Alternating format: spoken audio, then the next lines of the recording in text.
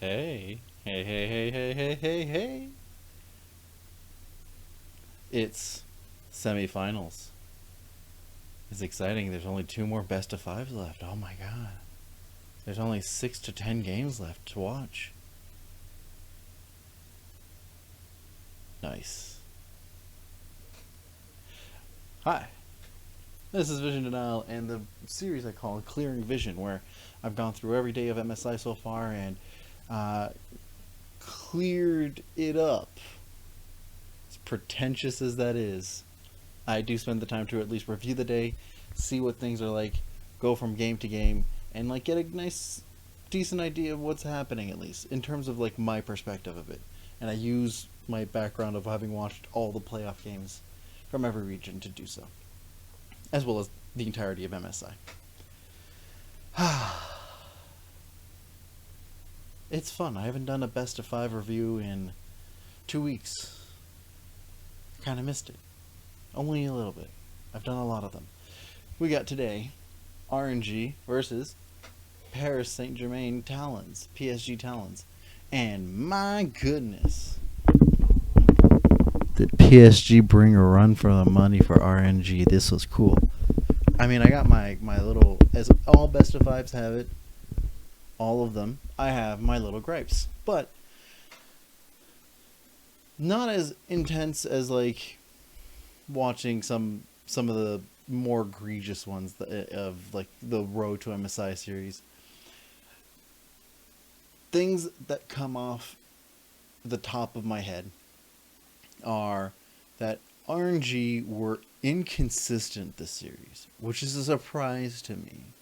But it doesn't stop the fact that like they held one thing consistently, is that their late game was fairly solid and that they always look to play to their win condition.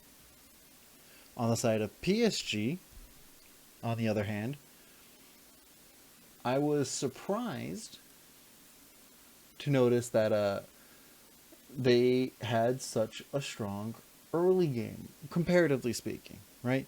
I did not take them as much of an early game team as intensely as what showed in this series. Because yes, they were an early game team, but they're an early game team in the sense of like they in a region where they don't get much competition. So if you don't get much competition, being an early game team is fairly simple. They struck me more as a mid game team that took advantage of it, and that definitely wasn't the case in this series. They definitely had a good early game, not consistent but good. It kind of ping ponged back and forth between the two. And a fairly solid mid game.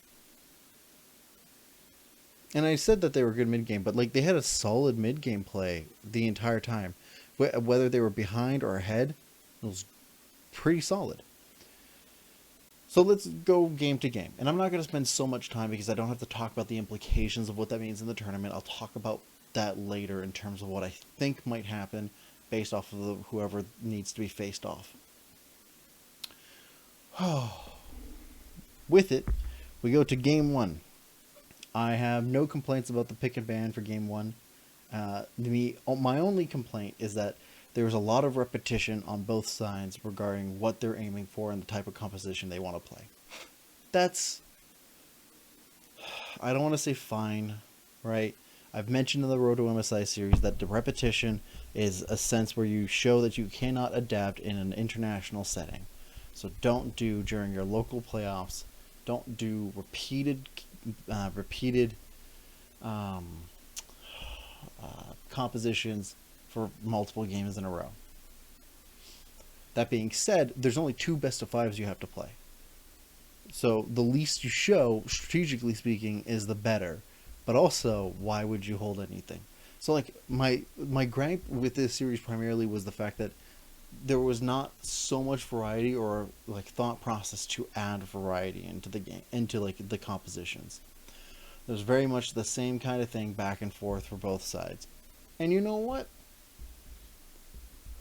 For now, at least in international compositions when it comes to best of five, because there's not that many, I usually don't think too much about it because there's not like another tier of competition that they have to like really focus on.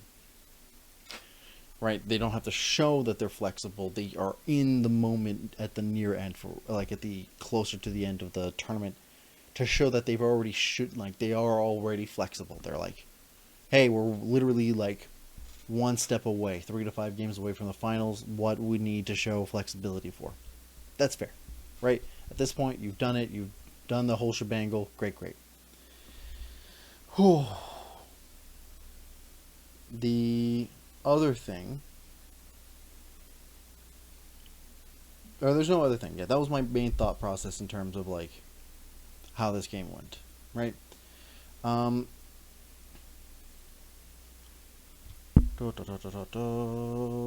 right. We're going to talk about trends here. I think it's really bizarre that Royal Never Give Up, not just with this game, but with all of the games, held no tempo for the vast majority of the time. They didn't hold tempo in game 1, 2, or 4.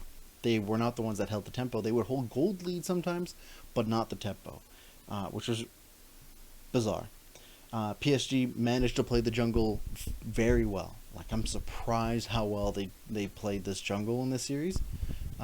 It kind of surprised me because I was expecting Wei to, find moments to like choke the resources out to really enable the lanes, but that just never happened really, except for game 3.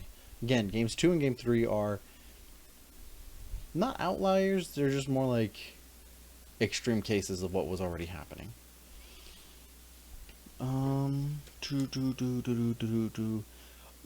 The other thing, because I mentioned that the RNG may not get the gold lead in any of these games except for game 3 early in, but not the tempo, RNG does not get the tempo lead, but they do get the gold lead, which means that despite the fact that PSG hold the tempo lead, never once do they actually balloon any of it to get a gold lead that is substantial.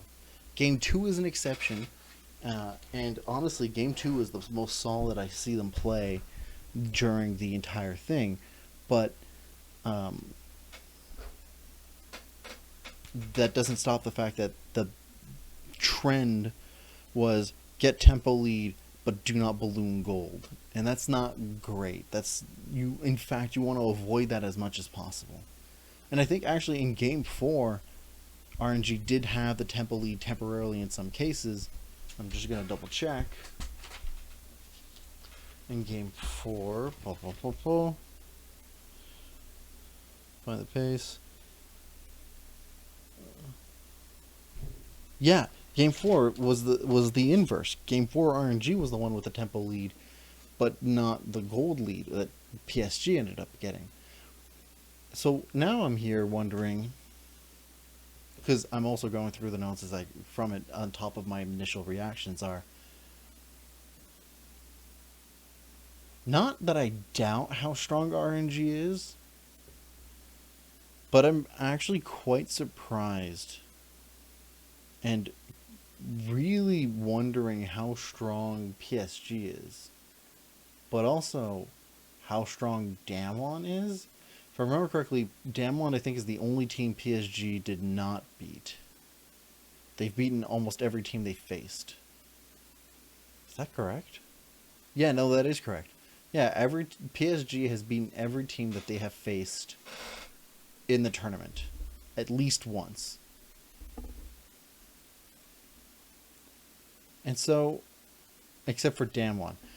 And if I was to go by that metric, that to me, on the surface level, if we're going to go with results-based analysis and like shitty logic, I would say that Damwon would beat RNG at that point. But that's like really bizarre to me, because does that mean because Damwon didn't beat RNG solidly beat them twice on ways that are like take down their actual weaknesses? But does that mean that PSG has a solid read on how to beat RNG? Because Cloud9 and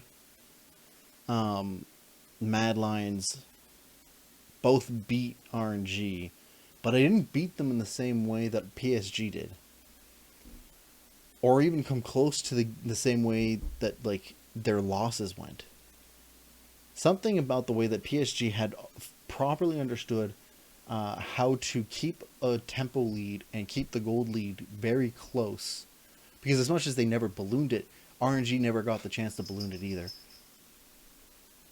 Indicates to me that if Damwon was studying this, or even Mad, because I'm not discounting Mad 100%, I'm still pretty certain Mad is the third place team overall of the whole thing, and like Damwon is second place, so like literally either way could go for me.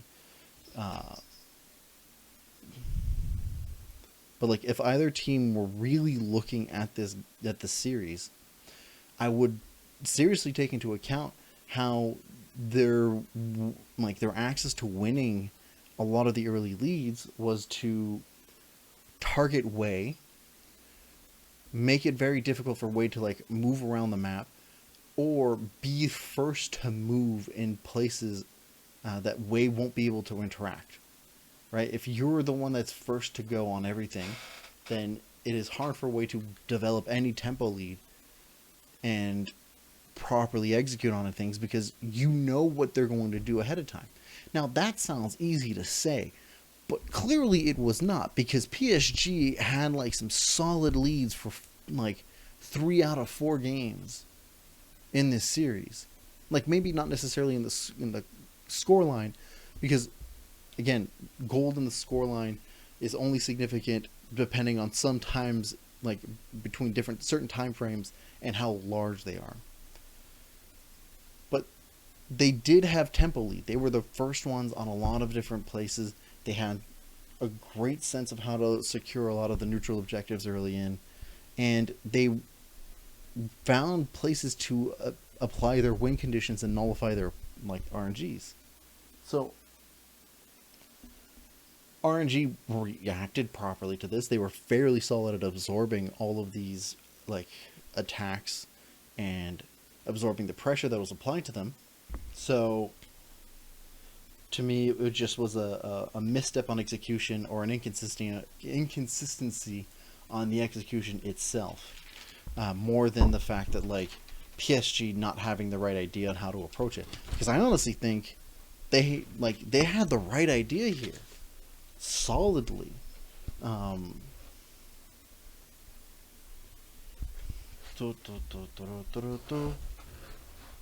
RNG picked Braum like 3 out of 4 games. That's surprised me also. It boosts the stats up. But does that... It's something that I would definitely take a look into, for all those who are like, oh, what does the meta look these days? Disengage supports, it looks like, to be the meta. Like, not just engage, and relying on things that engage on other roles. I wonder if that's the direction that like the Mad versus Damwon game series is going to go. Because like best of 5 series have their own miniature meta inside a larger meta. And like sure, they follow the same conventions on a lot of cases, but like there is a thought process as to why these are picked, right? Like, why did RNG pick Braum a whole bunch of times on the reaction to Udyr? And like the casters mentioned it, right? Like at some point, it's hard to run into a like multitude of different stun opportunities, and it's really easy to like manage a fight in a way that allows to like create zoning and allow to like pivot to who you want to stun thanks to your like your teammates. But it doesn't do the same amount of stuff that like Thresh, Nautilus, Leona has done for not just laning phase, but for roaming and for applying vision in different places and for securing and zoning different neutral objectives. And so to me is that I have to look at this being this was a trend for this series. Does this trend translate to tomorrow? And does it translate to Sunday? Or was this specifically a pick that disrupted the flow of PSG? In which case, if it disrupted the flow of PSG, do you then does RNG have like an issue with setting up proper momentum? Because when they started their playoffs in LPL, they were much more of a reactive team, and that really bit them in the butt because they got 3-0'd by FPX. They had a hard time facing off against TES despite the 3-0. And then they got more and more aggressive as every series went on until they got back to rematch FPX, and then they were very aggro. And that worked out incredibly well for them.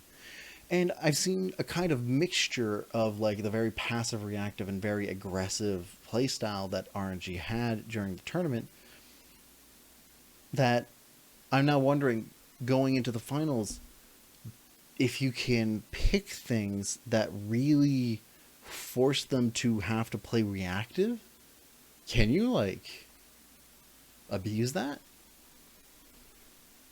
Huh. This series, in the previous episode that I made of this, I looked at who Damwon picked for the two of them, and I saw that they made RNG pick made Royal face off against PSG Talons. And then I looked at it and went, whoa, there is a chance that Damwon wins the whole thing. Because my thought process is, the only team that has shown any consistency at being able to take down RNG in a reasonable capacity that we could expect it, and not just like, oh wow, they played way out of their minds to get there, was PSG, because it looked like they had figured something out. And that means that Damwon, knowing full well that they could beat PSG very handily, because PSG, that was the only team that PSG had not beaten yet. Damwon's like, all right, cool. Get the team that is more likely to beat RNG to beat them, and then we beat them easy peasy.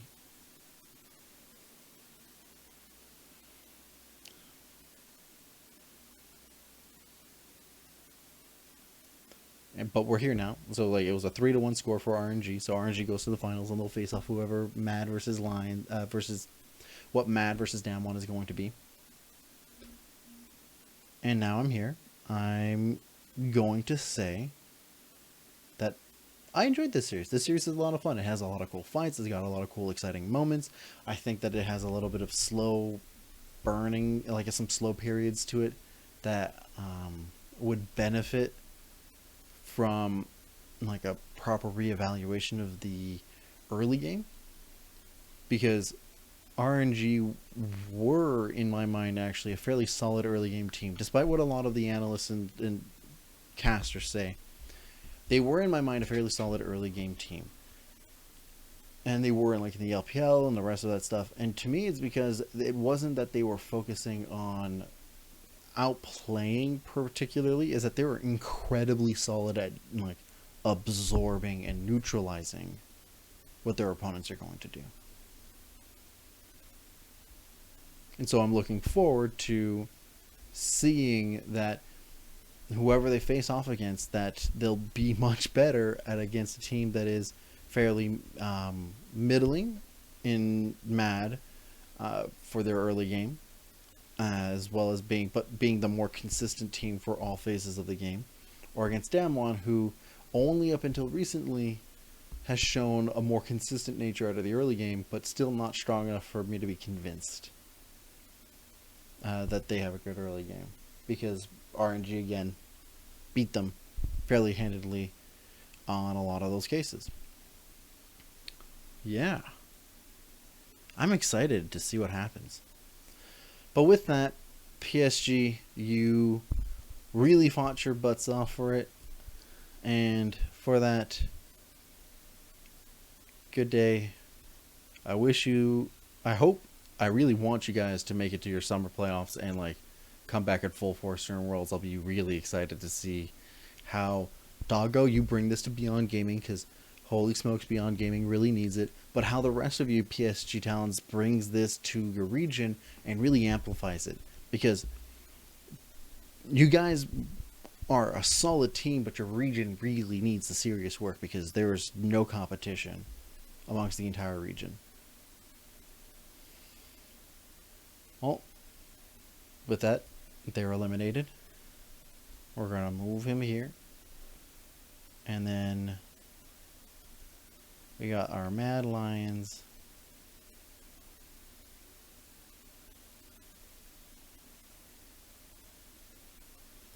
And our Damwon, who are left to go for the next one. So who will be able the ones to face off against them? I'm still solidly landing in Damwon's case, but only like barely, because I think they're still not the most consistent team. Mad is still the more consistent team, but Damwon has been on an upswing, and I mostly will lean to anybody who has an upswing in tempo and improvement over anybody who has just like been consistent forever. That might bite me in the butt tomorrow. We'll see. You guys let me know in the comments down below what you think. Yeah, this video is a little shorter than the other ones that I've done today, but granted, it's just a best of 5, and I'm hoping at least that I put a little bit more thought process and deeper look instead of like my usual best of 5 analysis videos. Let me know what you think of the format so far. How have you been enjoying the tournament? And are you excited to see the end of it? It's really coming close. I appreciate all of you who have been watching. I really do. It means a lot to me.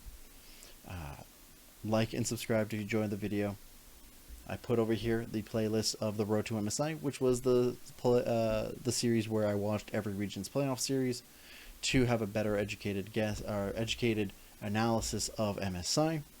And on this side over here, I will have the Clearing Visions playlist, where it's me analyzing every day of MSI and just getting a clearer picture of everything. Thank you all for watching, and I'll see you tomorrow for the Mad vs. Damwon series.